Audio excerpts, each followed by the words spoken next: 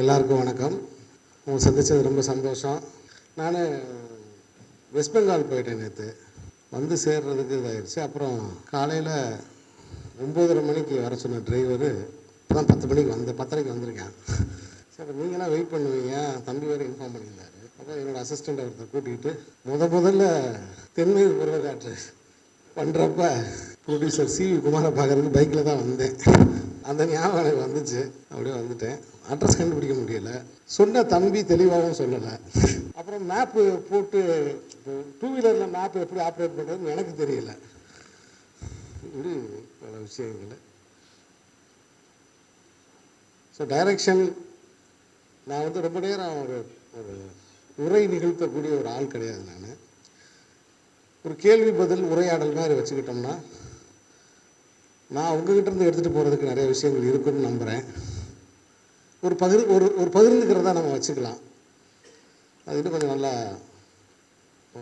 நம்ம வார்த்தைகள் மூலமாக ஒரு கருத்து பலம் பெறும், ஒரு புரிதல் ஏற்படும் நான் நம்புகிறேன்.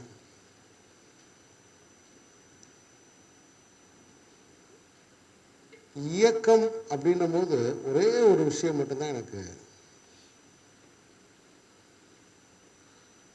ஒரே ஒரு கேள்வி மட்டும்தான் என்னால் அனுபவிக்க முடியுது.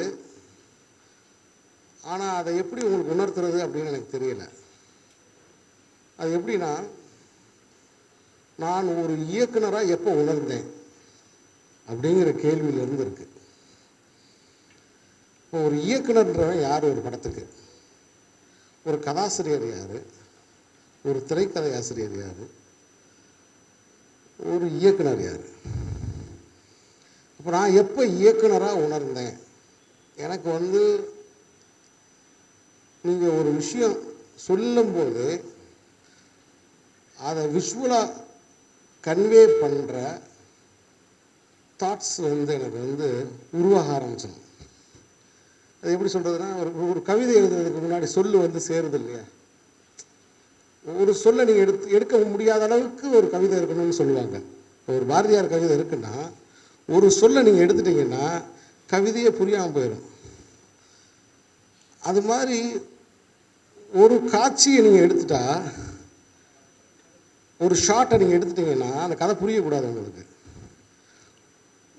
எனக்கு இன்னைக்கு வர நிறைய படங்களை பார்க்கும்போது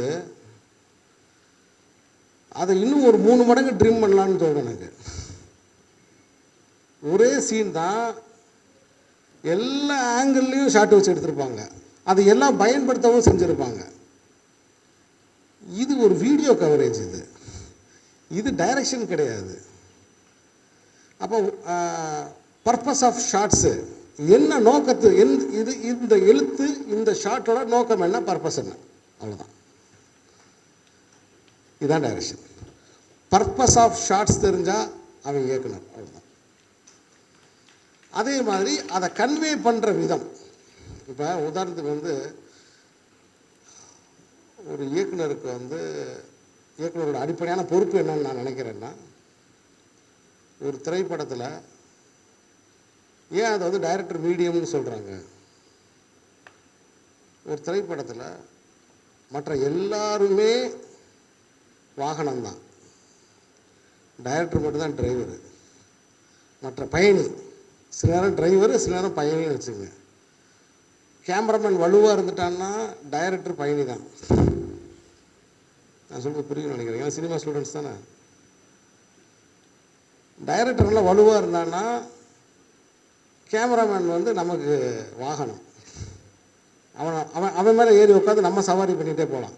இங்கே நம்ம எடுத்துகிட்டே போகலாம், நம்ம தெளிவாக இருந்தோம்னா. ஸோ எப்படி ஒரு சொற்களுடைய, அப்போ ஒரு கிராஃப்ட், 24 கிராஃப்ட்டு சொல்கிறாங்க இல்லையா சினிமாவில்? மியூசிக், ஆர்ட் டைரக்ஷன், மேக்கப்லேருந்து, கேமராமேன்லேருந்து, லைட்மேன்லேருந்து மொத்தம் 25 கிராஃப்ட்டு சொல்கிறாங்க. 25 கிராஃப்டை பற்றிய அனுபவ அறிவு வேணும் முதல்ல. இங்கே பல பேர் வந்து என்னென்னா, இன்றைக்கி நான் பார்க்குற ஸ்டூடெண்ட்ஸ்கிட்ட வந்து என்னென்னா ரொம்ப அவசரம் தெரியுது. அப்புறம் வந்து அவங்க வந்து ஒரு ஒரு மார்க்கெட்டிங், அது எப்படி சொல்கிறதுன்னா, ஒரு அந்த லௌகீக சந்தோஷங்களை விரைந்து அடைவதற்கான ஒரு வேட்கை இருக்குது. 27 வயசில் கல்யாணம் பண்ணணும் அந்த மாதிரி சொல்கிறேன். 24 வயசில் கல்யாணம் பண்ணணும், 32 வயசில் ஒரு வீடு வாங்கணும், செட்டில் ஆகணும். இந்த தாட் ப்ராசஸ் வந்து யாருக்கு கரெக்டாக இருக்கும்னா, மாத சம்பளம் வாங்குறாங்க இல்லையா, அவங்களுக்கு கரெக்டாக இருக்கும். நீங்கள் கோடிகளில் சம்பளம் வாங்க போகிறீங்க, வெற்றா கோடிகளில் சம்பளம் வாங்க போகிறீங்க அப்படின்னா அதுக்கு நம்ம ஒரு டைம் கொடுத்து தான் தீரணும். அதுக்கு ஒரு நேரம் கொடுக்கணும் இல்லையா. ஒரு காசி ஆனந்தனோட ஒரு கவிதை இருக்குது, டக்குன்னு வருது அந்த கவிதை, உருவாகும் வரை மறைவாக இருன்றாரு. உருவாகும் வரை மறைவாக இரு. நீ உருவானது உனக்கு எப்போ தெரியும்னா, அதை உனக்கு தெரியவே வேணாம், நீ வெளிப்படுத்திடுவ. அதுதான் கலை, அதுதான் ஆர்ட். அப்போ ஒரு இயக்குனருக்கு இப்போ என்னென்னா, ஒரு ஷாட் வச்சு 4 ஷாட் வச்சு பிரித்து, மொத்தமே 4 ஷாட்டு தான் இருக்குது, 4 ஷாட்டு தான் இருக்குது. இப்போ ஒரு பிக் க்ளோஸ்அப் சேர்த்துக்கிட்டிங்கன்னா 5 ஷாட் இருக்குன்னு வச்சுக்கலாம். இப்போ இந்த நமக்கு ஃப்ளை கேம்லாம் வந்தனால ஏரியல் வியூ ஷாட்டு. ஒரு மனிதனை வந்து 3 வெட்டினீங்கன்னா அது 3 ஷாட்டு, 4 வெட்டினா 4 ஷாட்டு ஒய்டு. இந்த 4 ஷாட்டு இப்போ புதுசாக நமக்கு வந்து ரொம்ப ஈஸியாக கிடைக்குது. ஒரு காலத்தில் பிரிட்டிஷ்காரங்களை பார்த்தா நம்ம வாயை படந்து பார்த்துக்கிட்டே இருப்போம், அந்த ஹெலிகாம் ஷாட்டு. இப்போ சர்வசாதாரணமாக எல்லாமே ஹெலிகாம் ஷாட்டு தான். இப்போ கவர்மெண்ட்டு விளம்பரனாலும் ஹெலிகாம் ஷாட்டு, எல்லாமே ஹெலிகாம் ஷாட்ஸ் தான். ஸோ இந்த 5 ஷாட்டு தான் இருக்குது. ஆனால் இந்த 5 ஷாட்டும் வெறும் கேமரா வச்சிங்கன்னா 5 ஷாட்டுமே அதுக்கு அர்த்தம் கிடையாது. அது ஒரு இயக்குனர் பயன்படுத்த தொடங்கும் போது அது அர்த்தமாக மாறுது. அதன் வழியாக ஒரு கதையை அவர் புரிய வைக்கிறார். 400 பக்க வசனத்தை, 400 பக்க கதையை ஒரே ஷாட்டில் ஒரு இயக்குனர்னால சொல்ல முடியும். அப்போ உங்களுடைய பர்பஸ், அடிப்படையான விஷயம் வந்து எங்கள் பாலுமேந்திரா சார் எனக்கு சொன்னதை நான் உங்களுக்கு சொல்கிறேன். பர்பஸ், உங்கள் நோக்கம் என்ன, நீங்கள் சினிமாவில் என்ன செய்ய போகிறீங்க அப்படிங்கிறத வச்சு தான் ஒரு படைப்போட, ஒரு இயக்குனரோட வந்து ஒரு ஒரு என்னோட பாயிண்ட் ஆஃப் வியூவில் நீங்கள் கேட்டிங்கன்னா, நான் வந்து இப்போ உதாரணத்துக்கு வந்து இப்போ அமெரிக்காலாம் நீங்கள் பார்த்தீங்கன்னா, முதல்ல வந்து அவங்களோட நெகட்டிவ் கேரக்டர்ஸ், இந்த நெகட்டிவ் கேரக்டர்ஸ்லாம் வந்து படத்தில் வர நெகட்டிவ் எனர்ஜி, நெகட்டிவ் கேரக்டர்ஸ், வில்லன்கள், இவங்க எல்லாமே ரஷ்யாவிலேருந்தே வந்துகிட்டே இருப்பாங்க. பார்த்தீங்கன்னா தெரியும், எல்லா ஜேம்ஸ் பாண்ட் படத்துலேருந்து ரஷ்யாவில் வந்துடுவாங்க.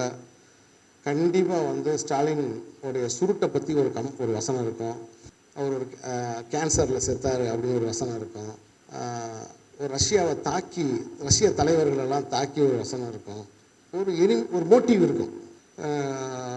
தீயவர்கள் எல்லாமே வந்து ரஷ்யாவிலேருந்து தான் வருவாங்க. இப்போ ரஷ்யா உடஞ்சி அழிஞ்ச பிறகு இப்போ பாருங்கள், ஏலியன்ஸ்லேருந்து வர்றாங்க, வானத்துலேருந்து வர்றாங்க, அப்புறம் வந்து ஜுராசி பார்க்கு மாதிரி மிருகங்களாக வர்றாங்க, கடலுக்குள்ளேருந்து ஒரு அதீத கற்பனையில் இயற்கை பேரழிவுலேருந்து வில்லைங்க வர்றாங்க. அப்படி purpose, what is your purpose, நான் என்னவாக போகிறேன் சினிமாவில், என்னுடைய பாதை எது அப்படின்னு நீங்கள் தெளிவு பெறுவதற்கும் அதை நீங்கள் தெரிஞ்சு கொள்வதற்கும் ஒரு இயக்குனராக நீங்கள் உங்களை உணர ஆரம்பிக்கிற அந்த தருணமும் ரொம்ப முக்கியம் அப்படின்னு நான் நினைக்கிறேன். அதை எப்போ நீங்கள் உணர்ந்தீங்க அப்படிங்கிறத வச்சு தான் மற்ற எல்லாமே, எல்லா அனுபவமுமே. அப்படி பார்த்தா நிறைய பேர் வந்து இயக்குனரே ஆகலை, ஆனால் இயக்குனர் ஆகிட்டாங்க. அதை என்னால் ஈஸியாக சொல்ல முடியும், பார்த்தவொடனே சொல்லிடுவேன். ஏன்னா அந்த அவங்க கன்வே பண்ணுற அந்த ஷார்ட் டிவிஷன்ஸில் அந்த நிறைவு இருக்காது. அப்புறம் பொம்மை எங்கேருந்து எங்கே நடந்து வருது, எங்கே வந்து பேசுது, அந்த பொம்மையோட செயல்பாடு என்ன, அதில் நம்ம கண்டுபிடிச்சிடலாம். ஸோ நீங்கள் கேள்வி கேட்டிங்கன்னா நான் ஆன்சர் பண்ணுறேன். தென்மேற்கு பருவக்காற்று கிட்டத்தட்ட ஒரு இண்டிபெண்டன்ட் ஃபிலிம் கைண்ட் ஆஃப் தான் நீங்கள் எடுத்தீங்க. அந்த படத்தில் ஒரு எக்ஸ்பீரியன்ஸை மட்டும் சொல்லிடுங்களா? தென்மேற்கு பருவக்காற்று அதில் எப்படி ஆரம்பிச்சிங்க, எப்படி முடிச்சிங்க? ஏன்னா அது கிட்டத்தட்ட ஒரு இண்டிபெண்டன்ட் ஃபிலிம் மாதிரி தான் கம்ப்ளீட்டாக எடுத்திருந்தீங்க. அதை மட்டும் அந்த எக்ஸ்பீரியன்ஸ் மட்டும். தென்மேற்கு பருவக்காற்று வந்து கிட்டத்தட்ட ஒரு 15 வருஷம் ஆயிடுச்சு. 13 வருஷம் ஆயிடுச்சு. தென்மேற்கு பருவகாற்று நிறைய இன்டர்வியூவில் நான் சொல்லியிருக்கேன், வந்திருக்கேன். ஃபஸ்ட்டு வந்து கூடல் நகர்னு ஒரு படம் எடுத்தேன். அப்போ நான் இயக்குனராக என்னை உணரவே இல்லை, ஆனால் எடுத்துட்டேன். அப்போ வந்து ரொம்ப வலுவான ஒரு கேமராமேன் என்கிட்ட இருந்தார், எம்எஸ் பிரபுன்னு ஒரு கேமராமேன். சண்டை தான் அவரோட தினம் ஸ்பாட்டில். நான் ஒன்று சொன்னால் அவர் ஒன்று செய்வார். எப்படியோ அந்த படம் வந்துச்சு. அது பெருசாக கவனம் பெறலை. பட் அது வந்து அந்த இப்போயும் அந்த படத்துக்கு ரசிகர்கள் இருக்காங்க. சிலர் என்னை பார்த்து சொல்லும் போதெல்லாம் அந்த படத்தில் இருக்க கான்செப்டை சொல்லுவாங்க. அது வந்து இன்னைக்கு இருக்கக்கூடிய ஒரு விழிப்புணர்ச்சி அன்னைக்கு இல்லை. அது வந்து ஒரு சமத்துவபுரத்தில் வாழ்கிற ஒரு ஒடுக்கப்பட்ட சமூகத்தை சேர்ந்த மக்களை பற்றிய ஒரு படம். ஒரு பொணம் இருக்கிறவனை பற்றிய கதை. தன் தம்பி 2 பேரும் ஒரே மாதிரி இருப்பானுங்க. தன் தம்பியை வந்து ஒரு ஆணவ கொலையில் கொண்டுறானுங்க. இவனுக்கு எந்த விதமான இவன்கிட்ட வந்து எந்த சக்தியுமே இல்லை. ஒரு சாதாரணமான ஒரு ஆளுவன், பொணம் இருக்கிறவன், அவனால் அந்த ஆளை எதிர்க்கவே முடியாது. இப்போ இவங்க கொன்னதும் இல்லாமல், வெட்டி கொன்னதும் இல்லாமல் அதுக்கு அஞ்சலி செலுத்துறதுக்கு வேறு வருவாங்க. அந்த பணத்துக்கு அஞ்சலி செலுத்துறதுக்கு வருவாங்க. அப்படி அந்த அரசியல்வாதி அஞ்சலி செலுத்த வரும்போது மாலையை வந்து பணத்துக்கு போடும்போது பணம் கண்ணை முழிச்சு பார்க்கும். கண்ணை முழிச்சு கையில் கத்தியை வச்சு குத்தி கொண்டு, அண்ணன் தம்பி 2 பேர் உருவ ஒற்றுமை ஒன்றா இருந்ததுனால பணத்தை எடுத்து கீழே வச்சுட்டு இவன் பணமாக படுத்துடுறான். பணமாக படுத்து அவனை குத்திடுறான். அப்படி ஒரு படம். அப்போ தோணுன படத்தை ஒன்று எடுத்தேன் நான். கூடல் நகர்னு பேர் அந்த படத்துக்கு. இன்றைக்கி இருக்கிற அந்த விழிப்புணர்ச்சி மக்கள்கிட்ட அன்னைக்கு அது இல்லாதனால அந்த படம் வந்து பெருசாக அவங்க கொண்டாடலை, அப்படியே விட்டாங்க. அது கூட 1000 தலையை பார்த்து அண்ணா கயிறு அறுத்த வேண்டான்னு ஒரு பாட்டு கூட